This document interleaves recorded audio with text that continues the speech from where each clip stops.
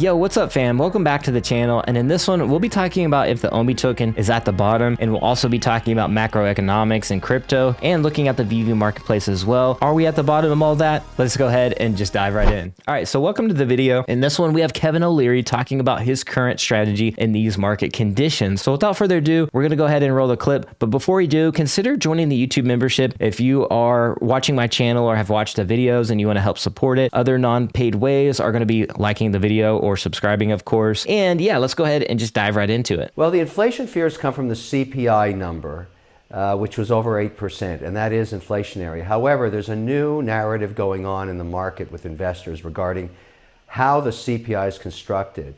40% is in shelter, and shelter.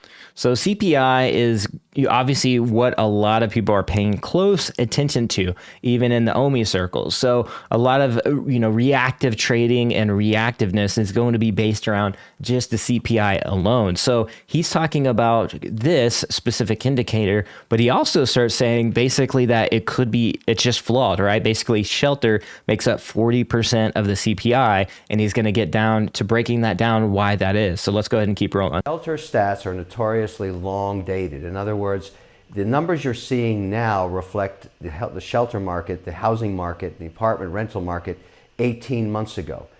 Wow. So there it is, 40% of CPI is used in the indicator. And this is an indicator that is lagging basically because the shelter market is lagging by 18 months, according to Kevin O'Leary. So very interesting, right? Let's go ahead and continue rolling. When it was smoking hot. That is not the case in major cities now. Rent increases have slowed down, housing prices have softened as mortgages have increased, and yet it's not reflected yet. So it's a little bit of saying I want to change the data set now because I don't believe it anymore. That's kind of one narrative. But even though it's sitting at over 8%, the market is willing to fibrillate, waiting for more earnings validation that we actually have a slowdown. It's simply not there yet. And so if the Fed keeps using this 8% number and keeps ratcheting rates, they will overshoot. That's very interesting. So basically just saying that, hey, this could be flawed altogether, right? And he's going to get into why that is and why these numbers could actually be the market conditions, right? The way the market reacts could be baked in. So we're going to go ahead and jump into that. Hits the fan on this one yet, but the market has made a decision. The corrections in the S&P 500 have been brutal and fast in every single sector.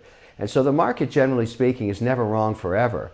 And what it anticipates is a sharp decline in earnings, because right now the PE, if we believe the earnings for next year, is sitting between 14.5% and 15%. Well, that's getting close to a bottom. I mean, you could argue the bottom would be 12x, which is really, really low earnings for the S&P. But here we are at 15. I'd argue it's time to start nibbling. You can't guess the bottom, but my goodness. So there you have it right there. When he's talking about CPI, talking about how lagging it is and how reactive the markets have been, and how these numbers are essentially, possibly 2/3 baked in, and how he's going to consider basically taking nibbles here and there, adding to his portfolio, basically the macro or these bigger coins, if you will, like Bitcoin, Ethereum, Polygon, Solana, and those basket of coins that kind of move in tandem together, the kind of the bigger ones that your bigger investor likes to invest in, right? Just because it is a safe bet and it's at a low right now. So for him, that's a great strategy, but for not everybody else in the market, that could be maybe a different strategy, right? When you look at a token like Ecomi, where, that could be potentially at the bottom too, because, traditionally it did as well trade in almost tandem, other than a couple of times where it was uncorrelated and kind of has uncorrelated a little bit, but it's still, basically going to trade in tandem with market conditions, but it could be at a low. I mean, even Daniel Lee, he did a video on and made a great case for why that could be as well. And I agree, Ecomi at the very bottom, it seems to get traded or picked up and gobbled up at certain levels. People start looking at the Ecomi token when it gets below 0.0011 or around that level, and it could go lower, and in my opinion, yes, it could definitely go lower, but I'm not too concerned. It's going to go like crashing through the floor as like it already is pretty low, right? So that's my kind of point there. if Kevin's looking at trading out of some like alts and going back into the macro, and the macro starts performing very well in crypto, then it might push up tokens like Omi that already have a strong holder base. And that's kind of what I'm looking at in terms of like indicators and where things could go. And when bigger investors like Kevin O'Leary are going to start looking at these bigger coins and kind of pushing those prices up. And obviously Bitcoin has always been a kind of health indicator on the crypto market. So if these, bigger whales kind of move those prices, I will be definitely looking for the Omi token to kind of look at moving with those macros as we've seen before. So definitely going to be looking out for all of this. I'm not saying we are at the bottom, as Kevin O'Leary even said himself as well. He's just going to be nibbling at the market, and we could be potentially near the bottom. So that's kind of where I've been at even before watching Kevin's strategy in terms of the Omi token and even the VeVe market. The VeVe market is no different because it has been trading in tandem with the market conditions. And basically what I have said before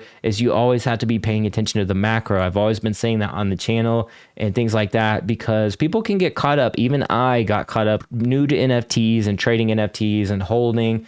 I definitely got caught up in that, and I should have took gains where and profits and things like that, so I can be a better trader and accumulate more collectibles that I love, right? A lot to learn in this conditions. Now, when it comes to crypto and stocks, I definitely take gains, but with NFTs, it's a new thing for me, and I know for some of you too, but I do consider that a part of my trading, basically my trading style and what I do in terms of, how I operate on the app. And there'll be some collectibles I just never sell, right? And that'll be okay. But in terms of like the macro of things, hey, I gotta definitely take care of my family, and I want more collectibles at the end of the day. Like, I want to be a master collector and all that fun stuff, but I also want to be reasonable, and I still want to make profits. I mean, it's fun to make profits and also collect more collectibles, right? So why not have both of best worlds? But I don't know. That's my opinion kind of on the VeVe marketplace side of things. Yeah, when it comes to the Omi token, let me know what you guys think about that. Are you guys nibbling at the Omi token? I know a lot of people kind of are, and thought I'd do an Omi update video. And Kevin O'Leary, man, he's a smart guy, and I wanted to cover what he's doing in these market conditions because it's kind of spot on. This is what I would do with if I had a lot of dry powder right now, and this was kind of the strategy I did in the last